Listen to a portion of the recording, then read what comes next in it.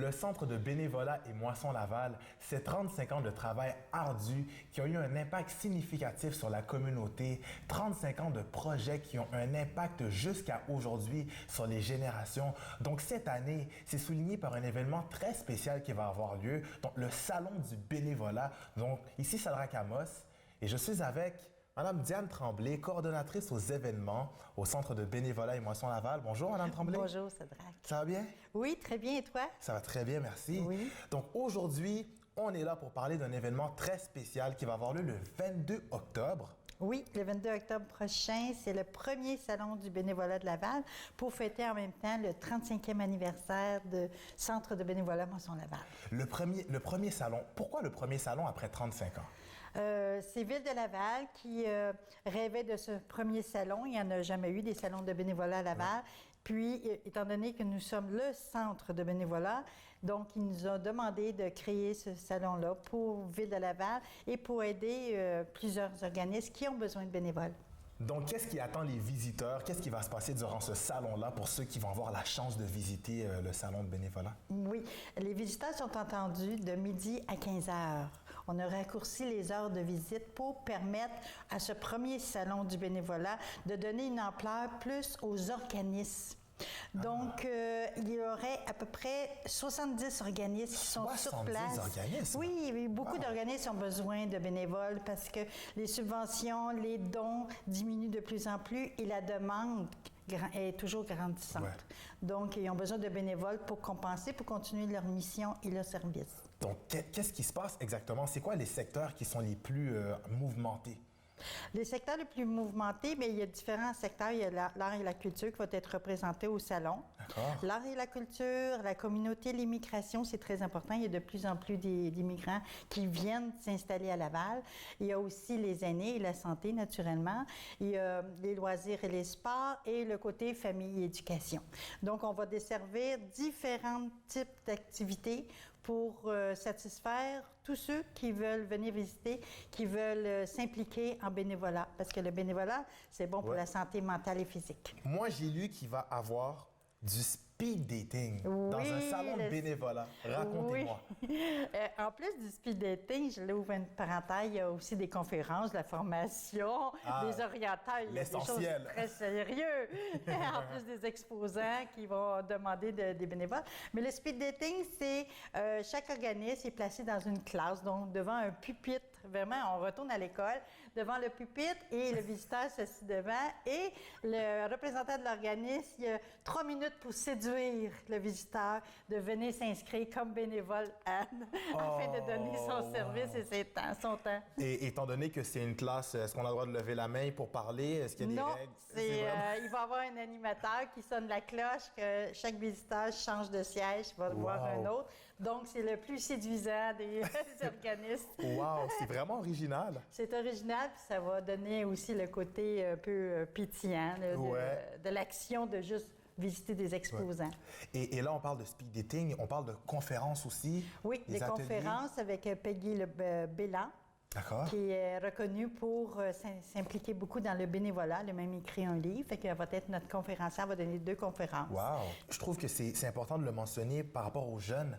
Donc, ça se passe dans une école secondaire. Oui. Le bénévolat à 14, 15, 16 ans. Moi, personnellement, je trouve que c'est les meilleures années pour le faire. Il y a des cours maintenant en bénévolat. On a su ça à l'École Mont-de-la-Salle, justement, la semaine dernière. Ah oui? Oui, ils s'occupent des cours, puis dans plusieurs écoles secondaires maintenant. Donc, on a invité toutes les écoles de la commission scolaire de Laval pour venir, justement, que les jeunes viennent. On a une application spéciale avec les cellulaires pour donner la formation. C'est Nancy qui donne la formation côté pour les jeunes 12-17. Wow! Donc, on voit que vous êtes structuré, vous êtes établi dans pas mal d'écoles. Oui. Est-ce que vous avez une bâtisse, un lieu, un quartier général, ou est-ce que là, tout se passe? Il y a une administration qui est là, je suppose. Bien, c'est au centre de bénévolat. Ah, au centre de bénévolat? Oui, c'est la rue Michelin. Ah, ben c'est super. Donc, parlons du centre de bénévolat sur la rue Michelin. On a des images, on a visité le centre de bénévolat. Donc, portez attention.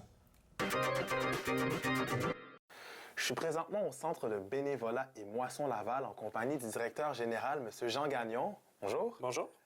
Donc, en gros, on est ici au Centre de bénévolat. Puis tout le monde connaît l'organisme, tout le monde connaît l'organisation, vos initiatives, vos bons coups. Mais aujourd'hui, cette année surtout, il y a eu beaucoup de changements. D'ailleurs, c'est 35 ans avec vous. Et puis, depuis cette année, on a décidé d'initier de nouveaux projets, dont une cuisine multifonctionnelle. Wow!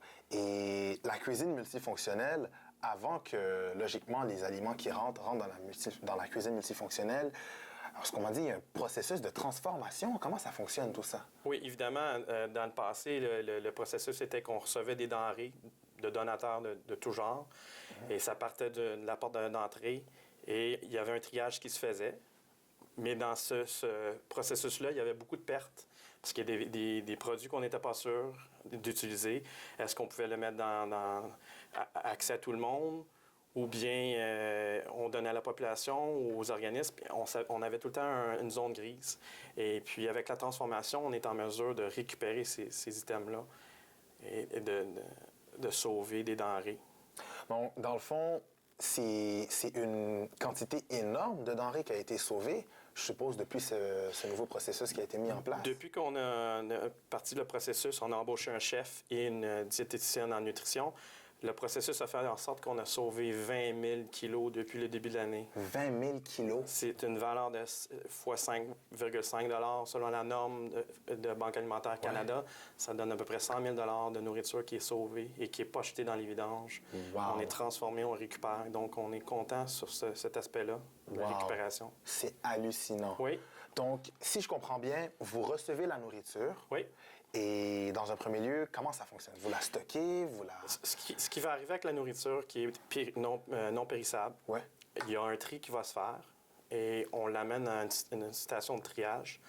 D'ailleurs, on a travaillé le processus avec la compagnie Maple Leaf qui nous a montré comment simplifier les choses puis encore sauver des items. Il y a un processus de 3 couleurs. Chaque bénévole est en mesure de suivre le processus. C'est très simple à suivre, que ce soit un bénévole qui est ici depuis longtemps ou un bénévole qui vient pour une journée.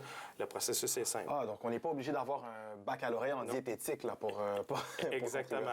Et puis, on suit les normes dans la PAC et tout est inscrit. Fait que le produit qui est bougé, bien, il va à sa bonne place. Wow. Oui. Et est-ce que ça fonctionne? Parce que là, je suppose, par exemple, vous recevez une quantité énorme de cannes de pois. Oui. Comment ça fonctionne, de A à Z? Il peut y avoir deux façons de voir les choses. Si le canage est bon, le produit est identifié comme un produit vert. Il va être immédiatement mis dans les étagères, accessible à la clientèle qui vient en aide alimentaire, ou bien on dirige ça vers les organismes, les 67 organismes qu'on aide sur le territoire.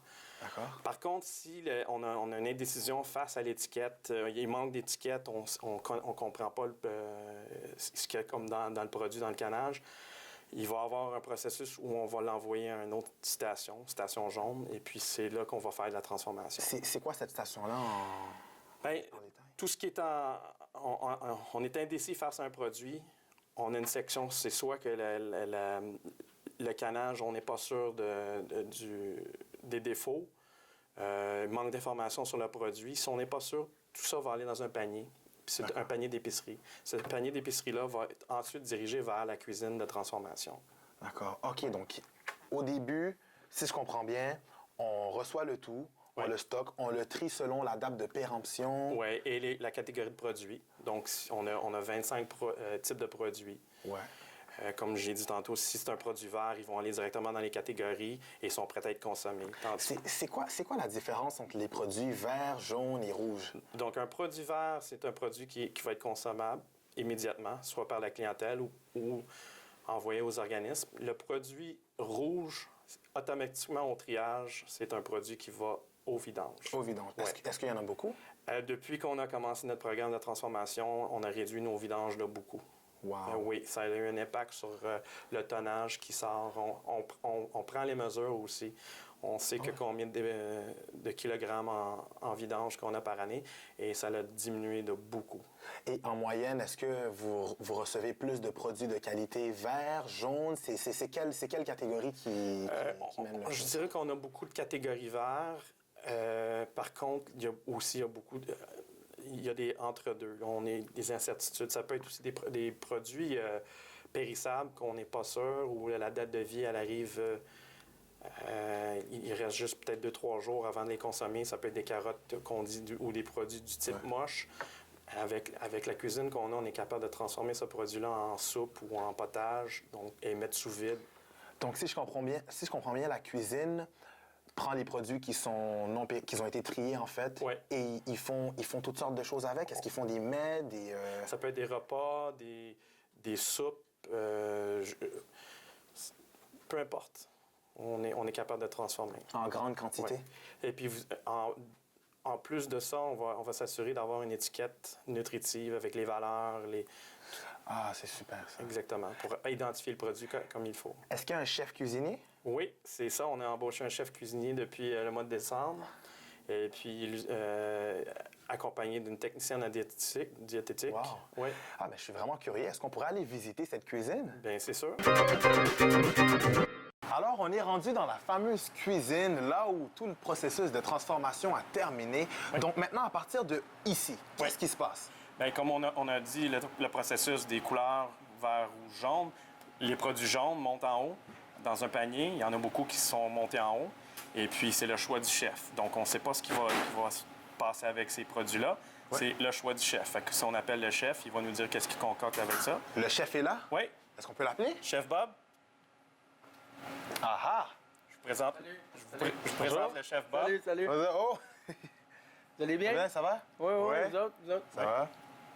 Alors? Puis, c'est quoi vous voulez savoir? À partir de ici, quel genre de mets vous préparez? Est-ce que vous pouvez nous improviser quelque chose? Qu'est-ce que vous préparez aujourd'hui? Mais ça dépend toujours de qu'est-ce qu'on reçoit.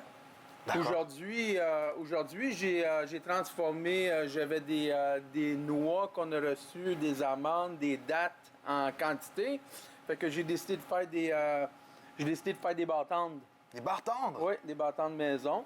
Wow! Fait que nous autres, on est je t'avais de les sortir du four, là, puis on va les mettre sous vide. Et en général, c'est quoi la quantité de bartendes? Jusqu'à combien vous pouvez produire? Je vais produire environ 250 à 350 à la fois. À la fois? À la fois, wow. Exactement. Et ça se passe comment? Est-ce que c'est dans un four? Oui, dans un four derrière. Justement, j'en ai que je sors du four maintenant, si vous voulez les voir. Est-ce qu'on peut voir ça? Oui, ça me fait plaisir. Et puis, vous voyez, tous ces ingrédients-là font en sorte qu'on a un produit fini. Et puis, on s'assure que le produit est mis sous vide avec le bon étiquetage pour donner l'information de la nutrition qui est dans cette bartende-là. Et c'est géant comme bartende, ça? Oui, ça, c'est pour 4. Non, fait que qu'est-ce qu'on fait? On les sort du four, on attend qu'ils figent un peu. Ouais. Là, on va faire les lignes, les marques, on va les portionner. Ah. J'en ai déjà un que j'ai commencé à portionner. Wow. Fait que ça va ressembler pas mal c'est chaud. Ça va ressembler pas mal à ça. Ah, c'est vraiment des... Fait que ça, c'est des portions. Fait que moi, je vais les mettre dans des sacs sous vide avec un étiquetage. Étiquetage avec tous les valeurs nutritifs. Ah, OK. Donc, vraiment comme un avec vrai... tous les ingrédients. Fait que si jamais on a des intolérances, on a des allergies, tout est indiqué. Fait qu'au moins, il y a un contrôle qui se fait en même temps. Et comment vous faites pour savoir quel nutriment, quel ingrédient il y a là-dedans? Si vous rassemblez vraiment toute l'information? Toute l'information, on a un logiciel qu'on rentre pour sortir nos étiquetages. Fait qu'avec le logiciel, on peut vraiment rentrer nos quantités puis doser exactement c'est quoi qu'on veut comme valeur exacte. Fait que si on a trop de protéines, trop de gras, trop de noix, on peut toujours, avec le logiciel, rentrer puis faire du coller, paste, on dit. Ouais. Fait que là, on peut savoir, avant de produire, si on change des ingrédients puis des quantités pour modifier la recette, exactement. Fabuleux. Eh bien, merci beaucoup pour cette belle démonstration, Bob. Merci. Ben oui. Bonne journée. Hey, vous aussi. Alors, en gros, c'est bien plus que juste une banque alimentaire. C'est vraiment un centre de transformation alimentaire, j'appellerais ça. Oui, exactement. On voulait vraiment, notre vision vers l'avenir, c'est de récupérer, de transformer, de s'assurer qu'il y a moins de gaspillage. On sauve aussi en frais de vidange. Donc, ça nous aide sur tous les aspects. Puis, on redonne quelque chose qui est bon à la population. C'est quelque chose de bon, des aliments qui sont bons pour la santé. Vous voyez l'avantage, c'est tout quelque chose de naturel. Donc, on est très fiers de ce projet-là. Wow. C'est rendu une réalité. Là. Chapeau à tous les bénévoles et chapeau à vraiment toute cette initiative et cette...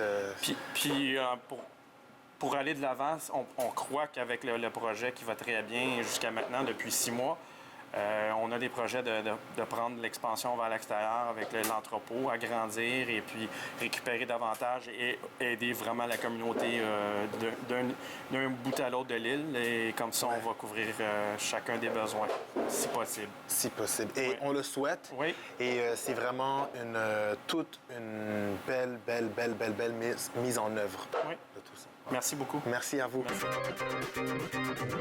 C'est merveilleux de voir comment ça se passe à Laval. On a une bâtisse qui est faite exclusivement pour la distribution d'aliments partout, pour toutes les familles. Monsieur Gagnon, qui est directeur général, parlait des familles immigrantes même, et des jeunes, des écoles qui sont desservies par ce service.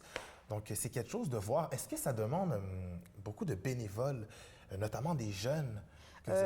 Des jeunes et des adultes aussi, parce que le Centre de bénévolat Moi sur Laval, il offre le dépannage alimentaire, comme on a vu, la transformation, mais aussi on offre les déjeuners collations aux écoles. On dessert à tous les semaines 36 écoles. Ça fait 3700 jeunes qui n'ont pas le côté alimentation nécessaire pour continuer de faire une bonne journée scolaire. Donc, c'est vraiment à l'année longue? Oui, c'est à l'année longue. Mais on offre aussi beaucoup d'autres services. Ah oui, comme quoi? Ah oui, on a les services qu'on donne aux bénévoles ainsi qu'aux organismes, parce que durant toute l'année, pas juste le salon, mais durant toute l'année, on trouve des bénévoles pour les organismes qui ont des demandes. Ouais. On a le service des jeunes bénévoles en soutien. Donc, eux, on va chercher les jeunes de 12-17. Avec, comme je disais, l'application qu'on a, on a une nouvelle application en 2016 avec le cellulaire, ils peuvent s'inscrire. En tout cas, c'est fabuleux. Il faut venir au salon pour voir ça. On a le métier à domicile, puis le programme des travaux communautaires aussi. Ah, bien, c'est beau de voir comment que vous cherchez à vraiment impliquer les jeunes. Oui. Et ça, je trouve que c'est important. Et parlant de ça aussi, on a des images. On est allé visiter la Maison des jeunes Le Dauphin de Laval. Donc, portez attention aux images. Bonjour, mon nom est Stéphanie Leblanc, je suis la directrice générale de la Maison des enfants Le Dauphin à Laval, qui est un organisme implanté depuis 21 ans à Chemédé, qui est un organisme solide, chaleureux, qui a vraiment pignon sur rue à Laval. Notre mission, c'est de favoriser le meilleur développement des enfants et leur épanouissement. Et ça, on fait ça en offrant une panoplie d'activités tout à fait gratuitement qui vont de la prévention, de l'entraide à l'accueil. La Maison des enfants est située dans une vraie maison 2 étages, une maison très chaleureuse qui accueille les citoyens, mais particulièrement les enfants et les familles. Et dans le fond, on est un milieu de vie. On veut incarner l'adage qui dit « ça prend un village pour élever un enfant ». Nous, à la Maison des enfants, on a une phrase qui est très importante, une croyance, c'est que c'est pas suffisant de dire à un enfant qu'il est bon. L'important, c'est de le mettre en situation d'être bon. Et cette croyance-là, on l'applique aussi avec toutes les personnes qui fréquentent la Maison des enfants. Je m'appelle Karine, je travaille à la Maison des enfants. Je suis la coordonnatrice des activités enfants et familles. À la Maison des enfants, le bénévolat occupe une place très importante. Chaque année, on accompagne, il y a 260 bénévoles au moins qui s'impliquent dans chacune de nos activités. Il y a plusieurs façons de s'impliquer à la Maison des enfants. On peut s'impliquer avec les tout-petits, de 0 à 5 ans, ou avec leurs parents, dans tout simplement s'amuser avec eux ou échanger avec les parents. On peut aussi s'impliquer avec les enfants de 6-12 ans, faire de la cuisine, de l'accompagnement aux devoirs, des jeux de société, faire du sport avec eux. Aussi, dans 24 écoles primaires à Laval, il y a des boîtes roulettes, donc le courrier Confidence un dauphin. Les bénévoles peuvent correspondre avec des enfants. Ça représente entre 10 et 12 000 lettres que nous recevons par année. Donc, il y a beaucoup de bénévoles qui s'impliquent dans cette activité parce que sans les bénévoles, l'activité ne pourrait pas avoir lieu. Donc, les bénévoles peuvent aussi s'impliquer de façon ponctuelle, donc offrir des activités spéciales aux enfants, nous aider dans nos campagnes d'autofinancement, faire l'entretien de la maison ou nous aider dans certains bris qui peuvent être dans la maison. Les bénévoles aussi peuvent s'impliquer chez eux, dans le fond, dans leur confort de la maison. On a vraiment beaucoup de besoins en bénévolat, mais c'est important d'adapter nos besoins en fonction de ceux de nos bénévoles. Avant que les bénévoles s'impliquent, on aime beaucoup faire une rencontre individuelle ou en groupe avec eux. La rencontre leur permet d'apprendre à connaître la Maison des enfants, sa mission, sa philosophie, ses activités. Ça leur aide à apprendre qui nous sommes et pourquoi nous offrons nos activités. Durant cette rencontre, les bénévoles peuvent aussi savoir et cibler l'activité dans laquelle ils souhaitent s'impliquer et aussi pour être heureux dans leur implication et dans leur bénévolat.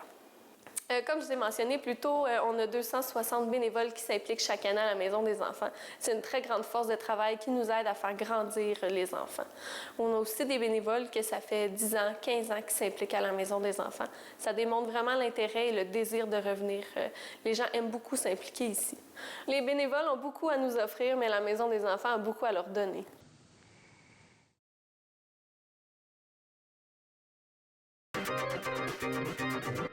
Quelle belle initiative de voir qu'il y a des jeunes qui grandissent dans un environnement où est-ce qu'ils peuvent développer leurs talents, où est-ce qu'ils peuvent apprendre, où est-ce qu'ils peuvent être bien entourés. Et ils ont également eu la chance de tourner une capsule télévisée gracieuseté de TVRL. Oui, c'est la Maison des jeunes, le Dauphin de Laval. Eux, ils offrent des services dans leur quartier pour les 4 ans et plus. Ils offrent beaucoup de services, justement, pour aider le développement des jeunes enfants, puis les aider, justement, à continuer leur année scolaire, des sports, des activités, ce qui les passionne, pour les garder passionnés. Wow! Et est-ce qu'il va y avoir de ces jeunes qui seront là durant le salon? Oh, peut-être qu'ils vont venir, on le sait pas. Il n'y a pas de préparation spéciale, de surprise? Non, l'organisme, la Maison des jeunes, le Dauphin de Laval, ça fait partie des organismes qui est en speed dating. Ouais. Donc, eux, tous les organismes, les 20 organismes sont en speed dating. Ils ont eu la chance d'avoir une visibilité accrue grâce à TVRL, qu'on fait des capsules télévisées. Même le centre de bénévolat, on est là au speed dating parce qu'on a besoin de 1000 bénévoles pour la guignolée et les paniers de Noël. C'est beaucoup de bénévoles. Oui, effectivement, c'est beaucoup de bénévoles et on va y arriver. Oui, c'est sûr, on y arrive chaque année. On est allé visiter le centre communautaire, le Rendez-vous des aînés. Portez attention aux images. Bonjour, mon nom est Francis Guillemette. Je suis coordonnateur des services au Rendez-vous des aînés. Le Rendez-vous des aînés a comme objectif de briser la solitude chez les personnes de 50 ans et plus, en offrant des cours, des activités, des sorties et beaucoup de choses comme des dîners communautaires.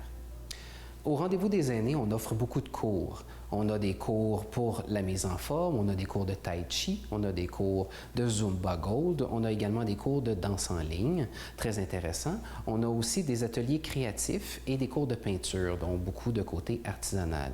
Il y a également énormément de services au Rendez-vous des aînés, donc on s'occupe des aidants naturels, donc les proches aidants. On s'occupe des personnes avec des problèmes cognitifs, des petits problèmes liés au vieillissement. On a aussi des loisirs adaptés pour les personnes qui ont besoin d'avoir des activités pour leurs limitations physiques. Vous pouvez toujours voir au Rendez-vous des aînés, une tonne de services sont offerts à nos membres. On a du transport aux activités pour les personnes qui ont de la difficulté à se déplacer. On a des services offerts pour les personnes qui ont besoin d'un cheminement particulier, qui ont des pertes d'autonomie liées au vieillissement, qu'on est un projet de répit pour les proches aidants. On a aussi un service de loisirs adaptés pour les personnes qui ont des limitations physiques. Beaucoup de cours, comme je l'ai sûrement dit, des cours de danse en ligne, de la Zumba Gold, on a de la vie active, du tai chi, on a même du bingo en après-midi pour vous divertir. Au Rendez-vous des aînés, il y a presque 700 membres pour 20 employés, mais on a une belle grosse gang de bénévoles, presque 85 bénévoles ici, mais à chaque jour, on a de nouveaux besoins, donc des besoins de nouveaux bénévoles. Une réception, où est-ce qu'il y a beaucoup de roulements pour les bénévoles. Il y a beaucoup de services au rendez-vous où on a besoin de vous. La friperie du rendez-vous qui a également besoin d'un bon coup de main. Donc, gênez-vous pas, on a besoin de vous, de la gang de Laval, pour venir nous aider ici au Rendez-vous des aînés.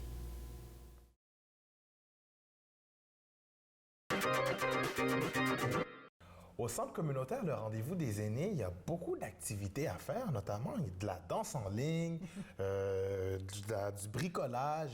Il paraît même qu'il y a une friperie, donc une boutique qui roule dans le centre communautaire. Je vais aller voir. Je vais inviter d'autres organismes à aller voir aussi. Et ça a été tout rénové. Ah, donc, ouais, c'est une place à visiter. Okay. Donc, parlez-moi d'autres Et il y a aussi la Société d'Alzheimer de Laval qui a une capsule télévisée. Bonjour, mon nom est Lise Lalande, je suis directrice générale à la Société Alzheimer Laval. La Société Alzheimer Laval est un organisme sans but lucratif qui a été fondé en 1995 et qui a pour mission d'aider et d'accompagner les personnes atteintes d'Alzheimer et leurs proches. La Société Alzheimer emploie 45 personnes qui travaillent à temps plein ou à temps partiel pour accompagner les personnes atteintes et leurs familles. À la Société, on offre des services de consultation téléphonique, des services aussi de consultation en personne, en famille ou individuellement. On peut le faire aussi à la maison, en milieu de travail. Enfin, on intervient partout sur le territoire de Laval. On a bien sûr des groupes de soutien pour les personnes atteintes, des groupes de soutien pour les proches des personnes atteintes, des ateliers de formation pour les proches aidants, un centre d'animation et de répit, qui est comme un centre de jour pour les personnes atteintes, un service de répit à domicile avec stimulation, un service de halte répit, d'hébergement répit aussi, et une maison, donc qui est une résidence pour des personnes atteintes d'Alzheimer qui vivent ici de façon permanente, et on a une résidence pour 10 personnes. Il y a aussi une halte répit qui est offerte. Alors, c'est un répit de dernière minute. Les gens, bien sûr, doivent être inscrits pour qu'on puisse connaître la personne à accompagner. Mais par la suite, ils n'ont qu'à téléphoner à l'intérieur de 24 heures pour demander s'il y a de l'espace pour qu'on puisse accueillir leur personne atteinte. Et le service de halte est ouvert de 16h à 22h sur semaine et la fin de semaine de 8h le matin à 22h le soir. À la Société Alzheimer, bien sûr, on a du personnel rémunéré qui fait le travail en permanence. Mais on a besoin d'accompagnement, de bénévoles. Et ce qu'on a à proposer aux gens qui veulent faire du bénévolat chez nous, c'est soit de travailler dans les bureaux ou lors d'activités de levée de fonds. On a des activités de levée de fonds à peu près 4 ou 5 fois par année. Et sinon, bien sûr, ce qu'on a besoin, c'est des gens pour nous aider dans l'accompagnement des personnes atteintes.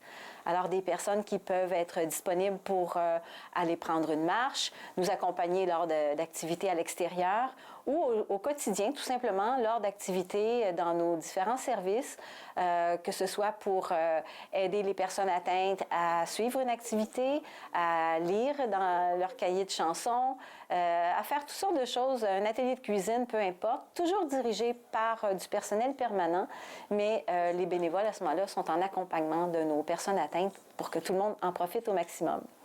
On a aussi besoin de bénévoles qui pourraient faire des corvées, alors que ce soit de laver des vitres, peindre des murs, et que ce soit occasionnel ou de façon permanente. Alors, c'est le genre de profil de bénévolat qu'on recherche. Merci.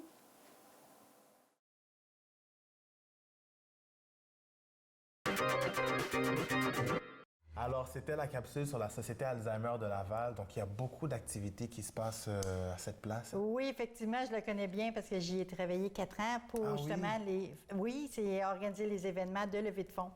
Ah. Donc, eux aussi ont besoin de bénévoles et de fonds, comme tous les organismes. Alors, pour revenir sur le sujet du salon qui va avoir lieu, date le 22 octobre. Oui. À l'école secondaire Mont-de-la-Salle. Au 125 boulevard des Prairies. Et c'est à quelle heure? De midi à 15h. Qui est invité? Tout le monde. C'est gratuit pour tout le monde. Si vous avez quelque chose à dire à ceux qui sont invités, à tout le monde qui nous regarde. Je dirais à tous, venez nous voir avec un ami ou un parent. On vous attend. Il y a plus de 70 organismes de Laval qui ont besoin de vous, de votre temps. Merci. Merci beaucoup, Mme Tremblay. Merci à toi, Satrac. C'est un plaisir de vous avoir. Et on vous attend le 22 octobre. Donc, c'est quelque chose de très important pour souligner le 35 ans du Centre de bénévolat et moisson de Laval. Merci d'avoir été avec nous.